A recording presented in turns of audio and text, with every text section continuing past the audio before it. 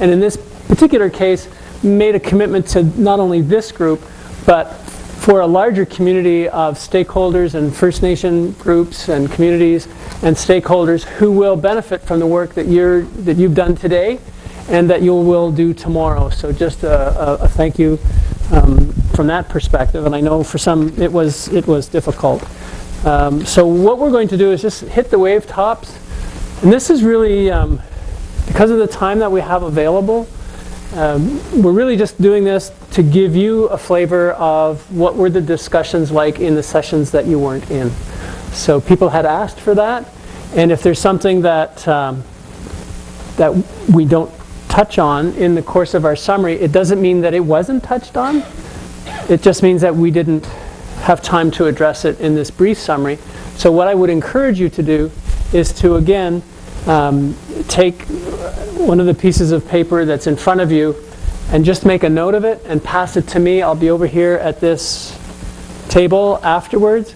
And if you think it might have been missed, just give the note to me and I'll go through all of the presentations or the flip charts when I do up the report on proceedings and make sure that it's there. So what we're going to do is Elen and David and I facilitated 3 sessions each. We're just going to go through the sessions in succession. I did aquaculture was my last session. I have to say that most of the discussion was around shellfish aquaculture. The people in the room were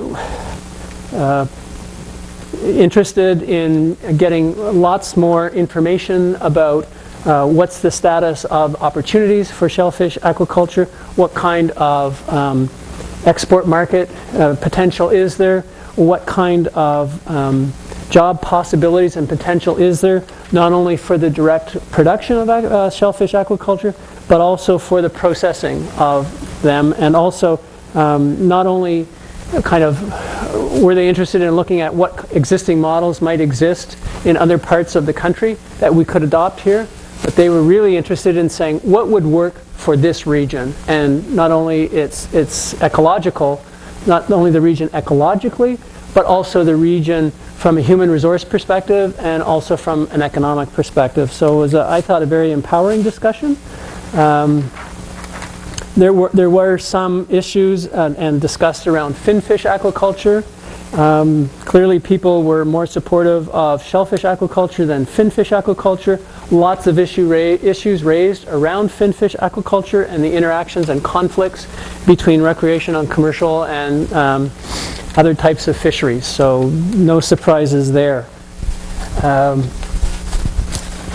As far as national defense and public security, again, just a wonderful conversation. It was a small group. We were half a dozen people sitting around at the table back there, and I had my eyes open to the big aha for me as somebody from outside the region is that they identified that mariner skills are essential to a sustainable industry, marine-based industry, and in this region there isn't the capacity to generate those skills, so there's no like full-time college or capacity to develop those skills, and even worse than that, there's no uptake of those skills. So mariners are aging, skill sets are actually diversifying, so there are new skill sets that need to be acquired, and the troubling trend that was identified was that there is what was coined as traffic creep, so increasing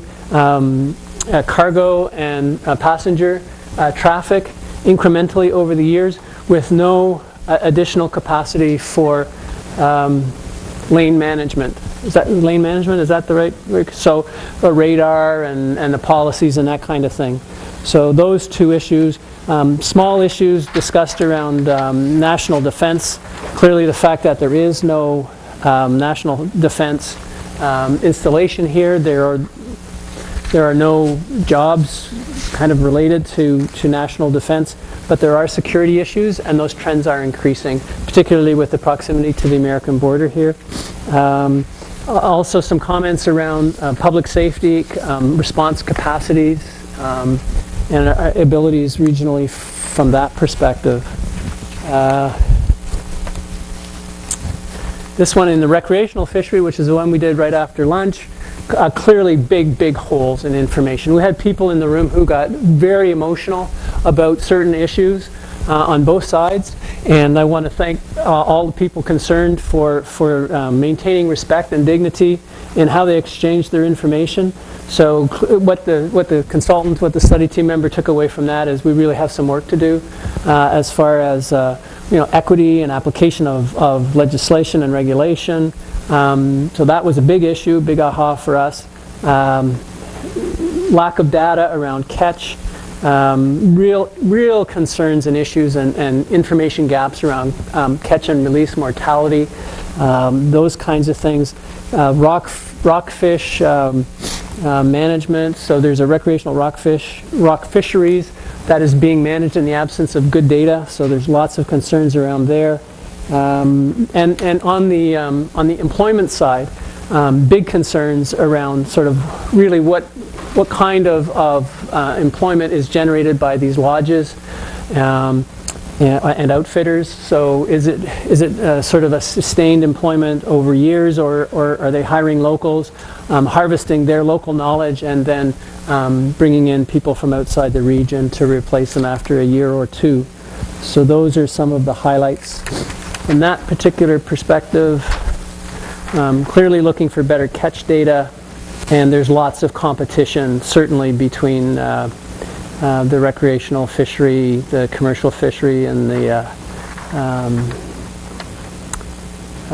First Nation subsistence fishery. So we need some information on exactly what's going on so that we can actually figure out where there are overlaps and the nature of those conflicts. So like I said, I don't think we should take questions. There's probably lots of gaps in what was said and what I reported, but those are the things that are top of mind for me. If there are things in any one of those three values or sectors that you would like to make sure get covered, then just pass me a note, and I'll make sure that I go through when I'm doing the report on proceedings and make sure it's there. So, Dave, do you want to cover your three? Is this on? Yeah, good. So I covered 3 sessions. The first one was on seafood processing. Probably one of the first things we talked about was about ownership, that the industry seems to be dominated by national or multinational companies versus the local firms are doing the work like offloading the ships, but a lot of the decisions and processing and value is being done by multinationals, and they're dictating the industry.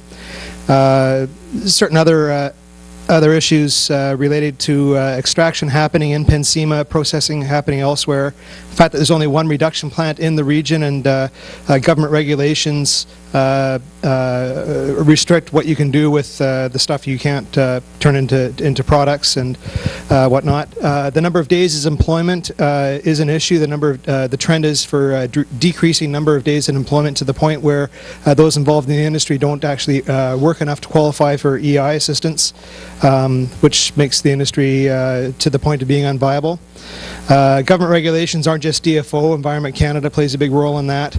The Asia market's important. Tracing back to the source is a new trend in the industry that will have a big influence.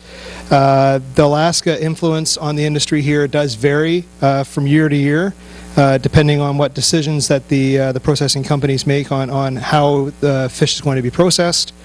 Generally, companies are looking to diversify. They're opportunistic. If there's a fish being caught, they'll process. And there are lots of linkages to other ancillary industries that are related or supporting to the seafood processing.